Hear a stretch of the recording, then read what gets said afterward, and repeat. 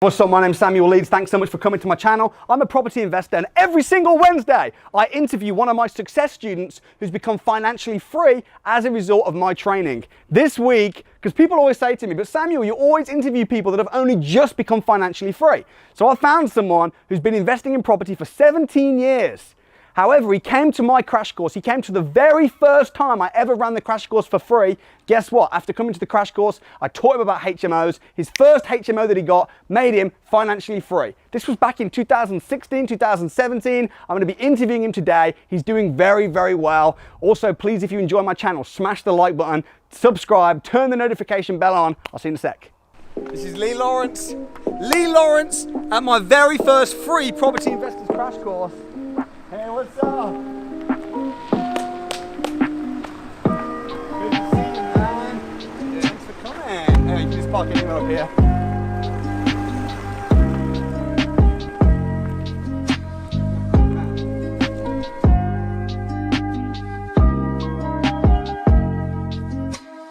So you've been property investing for longer than I have. Bought your first house in 2003. Yep. And your parents are in property.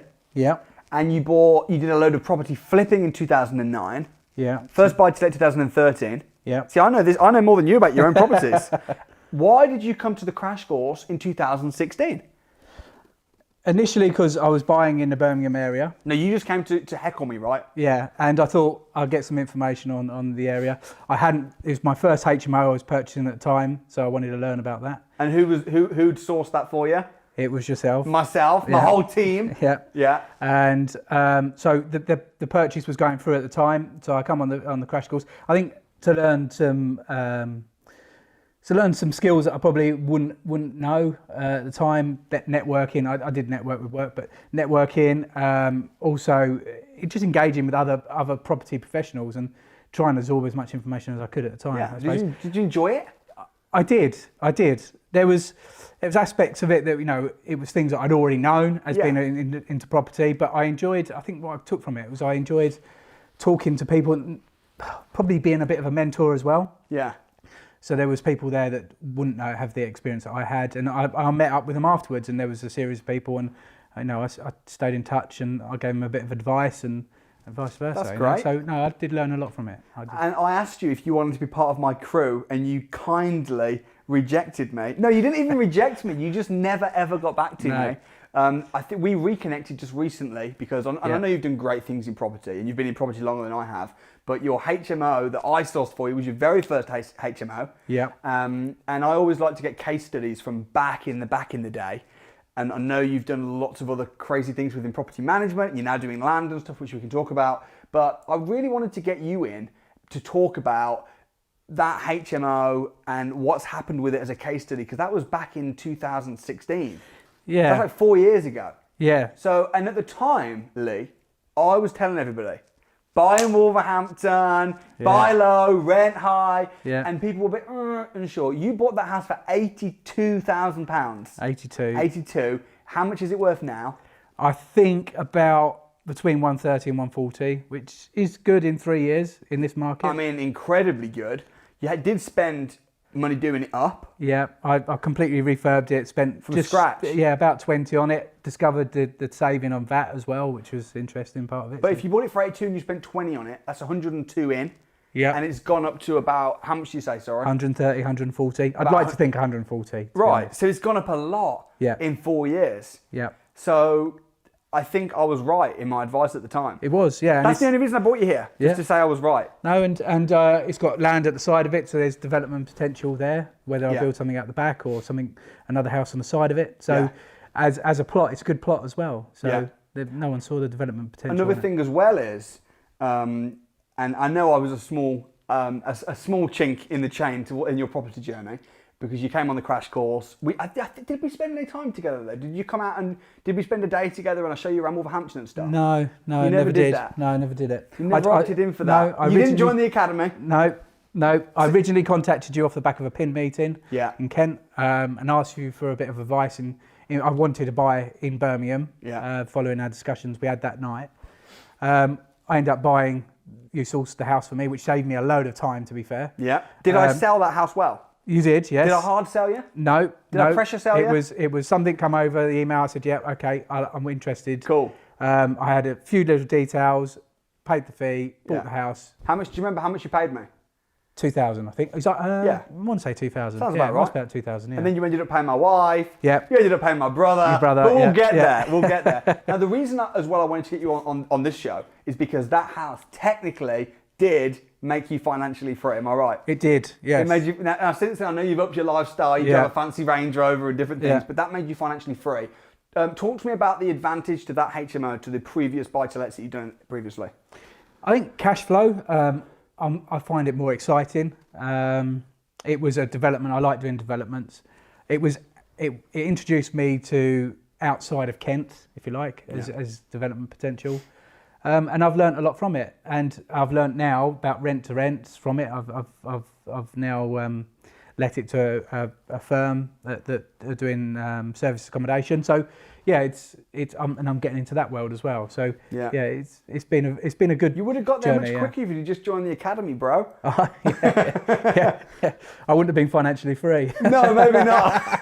But I think I didn't. I felt that I didn't need to go into the academy at the time. I knew what I wanted to do. I don't think the academy existed, bro. It didn't. No, I think there was some courses, some follow-on courses, but I think there was the deal finding extravaganza. That was it. So but the academy, here's the interesting thing. You came to the very, very first free property investors crash course. Yeah. Because you came January 2017, and that was a month after I just got back from Thailand. I was in Thailand in December, and in Thailand I decided, you know what, the crash course, it's £250 crash course, I'm going to do it for 2 days, not 1 day, and I'm going to give it away for free just because I want as many people to benefit from it as possible. And there was 126 people there. Previously there'd been like 50 to 60, so there's double the amount of people. You have to admit it was an amazing 2 days. Yeah, it was. And since then, the crash course has gone on to be the biggest property training course in the whole of the UK. And you were at the very first free one. And 100% it is well worth doing. You'll get loads from it. I took my brother, actually. On the same day? On the same day. And he's not into property. He's likely, probably never will, unless he's an accidental landlord, I would say. But I took him for the networking side of it. I said, you'll get a lot from it, from meeting people, being in a room. And to be honest, the crash course wasn't what I expected. There was points where you got to stand up and do things that I personally wouldn't do, even though I was a trained network, if you like. But so I took them skills away from me, putting you outside your comfort zone. Yeah, you were talking about life skills as well. Yeah. Talk to me about that. So, like, I think it's not about you might not come away from it and be a successful property entrepreneur or a landlord having 10 houses, but if you can take a few little skills that you learn from that crash course, whether it's networking, talking to people, coming out your comfort zone, learning new stuff, that a lot of people, they do jobs from 9 to 5 for 10, 20 years and don't learn any new skills all day long. So that gives them the opportunity to learn other things, new things. That's so true. You've got to get from it what you can. Yeah, and you might that skill you learn networking may bring you on to something else in business or something else in life. And not every single person is created to be a property millionaire. 100% not. But you've got to take the skills, apply it, Yeah. and if that means you're going to become really successful in property or financially free, then awesome, like you've done. Yeah. But if not, then fine. Talk to me about this HMO then. What have been the figures? So you bought it for 82. It's now worth 130, 140. How much has it been renting out for over the last 4 years? So there was a bit of a boom in HMOs in the area. So there was a few voids in the rent, but generally it was pretty good, to be fair. So I used to get anything between $13.50 downwards per month for rent as the 4 rooms.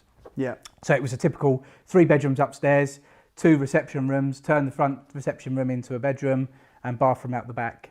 And since then, I'm now renting it to a company that does rent to rents, and they do a serviced accommodation, and I get $8.50 a month. And do they pay the bills? They pay the bills, and the best bit is they maintain it.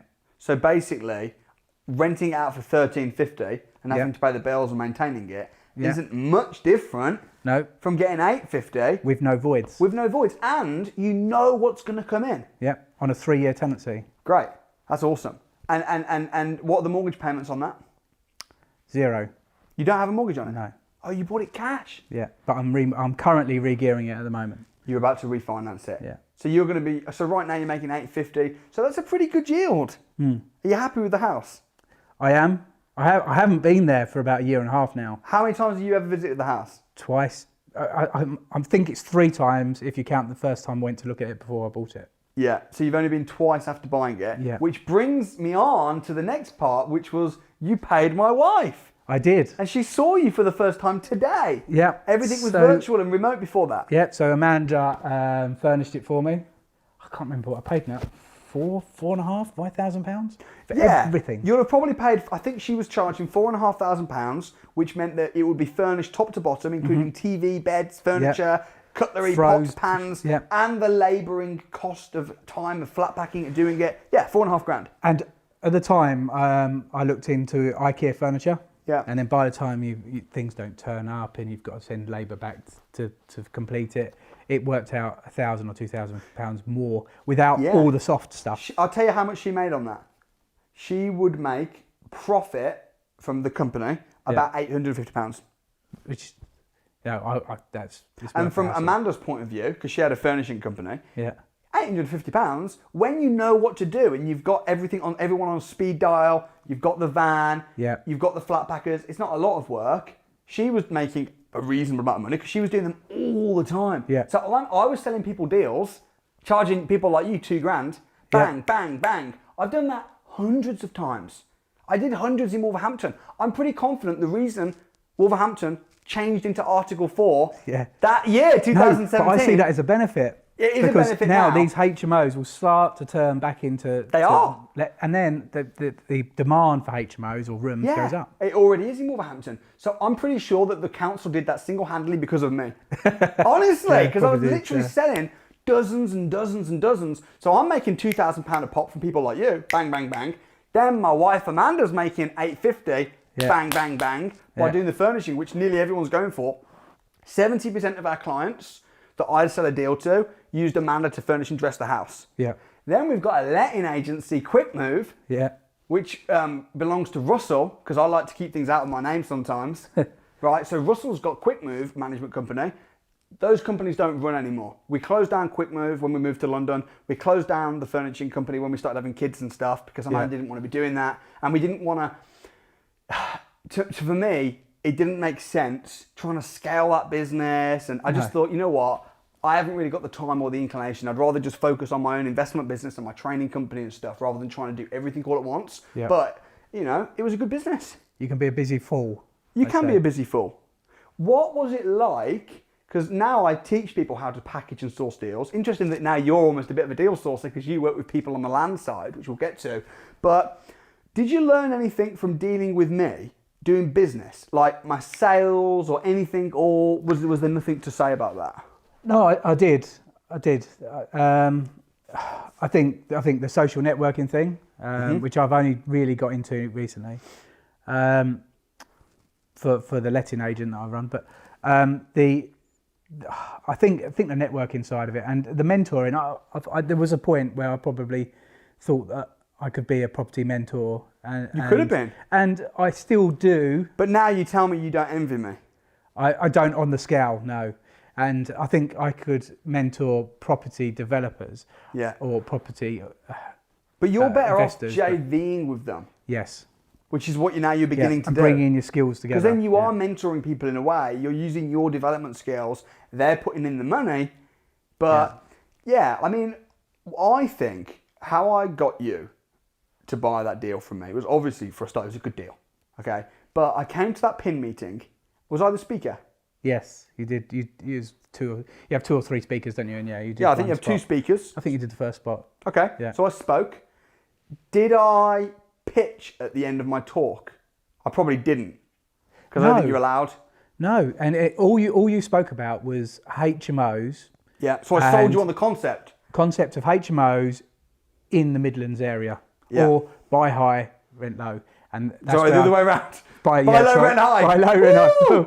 Yeah. Didn't take a lot of notice there. Yeah. And I think I read the book. Yes. Because what I used to do at the end of PIN talks was I used to give loads and loads of value, and then I'd say, right, if you're interested, drop me a text message, here's my number. That's it, and that's exactly what I did. And then 90% of people would text me, and then I'd follow up and say, hey, thanks for your text, here's your the information or whatever you requested. Also, if you're interested in deals, let me know. Yeah, and especially when you're buying in a different part of the country or far away, and I spent probably before we engaged over this property, but I spent hours, days, probably weeks looking for properties. Yeah. And what I found is, obviously you find the right property, but then by the time you book a viewing at the weekend or in 2 weeks' time, or they can't do a viewing, they only do this time, you can't drive to an area and do 10 viewings a day. It's hard work. Yeah. And you know what it's like, and also you're on your way up there elsewhere, the property's sold. Yeah. So for me, that £2,000 was the best £2,000 I ever spent, and I would have done that in diesel. Yeah. And hotels and whatever I needed to source that property. Yeah. And obviously it got it moving quickly. Yeah, makes sense. And I want to encourage anyone watching this and really show them and demonstrate that being a deal sourcer, show them the skills and the possibilities and how to do it right, pass on good properties and how to sell and how to market. But then also the other end, which is it's win-win. It is. You were happy, I was happy, because at the time I was doing so many of those deals. That's how I became a millionaire. From this is how I became a millionaire. Yeah. I was financially free, 21 years old. 25, I became a millionaire by selling so many deals. Yeah. Because you've only got to sell, like a few hundred deals to make £1 million. And that's assuming that you're only charging £2,500. And some of my deals I was selling for £5,000-6,000. It's not that many deals. No, and you find your own deals on the way. And you find your own deals on the way. And you're going to use that money that you're making to put into your own deals. That's right. So you're doing land deal sourcing and stuff now. Tell me a little bit about that. So any developments, so coming from a construction background as well, so I can look at a site, I understand what makes a good site, what doesn't make a good site, an idea of what you can put on the piece of land. So it was a natural progression really. So who's your ideal client that you think should talk to you? Someone who is probably already into property, into developing, not a greenhorn, if you like. Not like a newbie. No, but if someone's got money and they want to invest in a development, I suggest that you do it with someone that knows what they're doing. Yeah, for sure. If you've got money but you've not got the time or the experience to put that into a big project, and you don't want to buy lots of little houses, you want to do some big development deals, it makes sense to potentially get the education, for sure, but also to find someone that has got the experience and to let them do it for you, as long as you make sure that you get it drawn up properly with solicitors, you de-risk it, you're working with people that you can trust, that have got experience themselves, like yourself, then it makes sense. Yeah, and you don't want to buy a deal with someone, go out and find a builder, your architects, all the different professionals you need, and then go out and do it yourself and try and manage a builder. If you're not into construction, you're not into development. 2 projects and let someone take 50%. That's right. Than do 1 project and be so wrapped up in it. And lose 10-20% just by making the wrong decisions. Schoolboy errors. Yeah. And I've made schoolboy errors. I still do make schoolboy errors. Everyone does. Because we're all learning, we're all on a journey. Every time I do a new project, now when I do projects, not only do I want to make 6 figures on the project minimum, hopefully 7, but 6 figures, but also I want to learn things. Yeah. I want to do something I've not done before. Every site's different. Fresh. Yeah, every site's different, isn't it? Yeah. And every site needs a different building, a different type of building, exactly. different idea. Yeah. And it's maximising that piece of land. Yeah. Or the existing building if you're doing a conversion. I mean, I'll leave a link in the description with your website. So if anyone's watching this wants to get in touch, talk to you about what you do, or talk to you about any opportunities that you've got, they'll be able to do that from your website, which looks fantastic. It's quite a new website, looks great. It is, yeah. I know you do property management as well. Yes, yeah. So a letting agent. So I've got family working on that as well. So yeah, we've from learning, probably learning by mistake, maybe. Yeah. But managing our own properties because I was too tight to pay a letting agent. Yeah. Except for HMOs and stuff that's far away, it doesn't pay to try and manage. But locally, in the properties that I own, I self-manage, and I like to meet the tenants and quiz them really. And touch wood, I've never had any major issues with tenants that I've taken on. but that's probably from learning from meeting different people, the networking, the bits and pieces. You can tell someone's genuine, I suppose. But yeah, it's when we met as well, my deal sourcing company, I think I had maybe 1 or 2 members of staff. I know Tanya was working with us. Maybe Elliot. I think Elliot might have been. Maybe. And I don't know if they did a lot of the communications or if you dealt with me a bit as well. It was mainly Tanya and yourself. Yeah, so I was more involved in the initial sale, and then Tanya did a lot of the hand-holding, the progression. Not that you needed loads of support, because you've bought lots of houses before yourself. But it was using your power team at the time, so there's a new word for me, this power team, and it is right. You need the people around you, from your mortgage brokers to your solicitors, and it helps if they know the area as well. Yes. And I used to talk to the estate agent, and I carried on talking to that estate agent after that deal, and made up a bit of a relationship there as well. So. How was Amanda's service? She wants to know. Easy. Was she good? Yeah. So it was. I think it was a 2-week lead-in or a week lead-in or something. Yeah. So she went round, went in, measured up on her own. I transferred the money, and then 2 weeks later it was all furnished. Nice. No trouble at all. And no ordering. And the letting agent side of things, did they do it until they moved They were marketing to London? It already. Yeah. They did okay. Yeah. So I had them on board before the renovation was even finished. Great. And then and as far as the service with the sourcing side of things, was that okay? Easy. Yep. Great. Very easy. We like to take your money. That's it. Took money, but didn't run away. We were always there to talk through with the estate agent. Had intros there as well with the solicitors. It was easy. So let that be a testimony if anyone's watching this. If you're going to be a deal sourcer, you want to be like me and sell hundreds of deals, like I've done, you've got to, number 1, work with good people like Lee. Number 2, deliver good properties. And number 3, deliver good customer service. 100%. I think that's the moral of the story. And follow up. Follow up, So I always spoke to Tanya afterwards, and it's just that personal touch. That's important. That's great. Well, Lee, it's great to see you doing well. And you. It's great to see you continue to smash it in property, and hopefully one day I'll manage to get you to persuade you to join the academy as a mentee or maybe as a mentor. Who knows? But I hope to see you on it. Honorary member. Yes. Hey man, thanks so much for coming out. Thank you. See you soon. I'll see you real soon. Keep in touch, bro. Good luck. Peace out. Bye bye. See you soon. Hope you enjoyed that, guys. Listen, you want to get some success? All you got to do, subscribe to my channel, man. You don't have to do anything else. Maybe you do. Maybe you do. Maybe you should watch some more videos. Pop them up right here. Boom. Maybe you should check the link in the description. Come to the Property Investors Crash Course. Maybe you should subscribe right here. Do something. Hope to see you at my house one day. Sit down, have a chat with you about how you succeeded as a result of my training. Thanks for watching. Subscribe.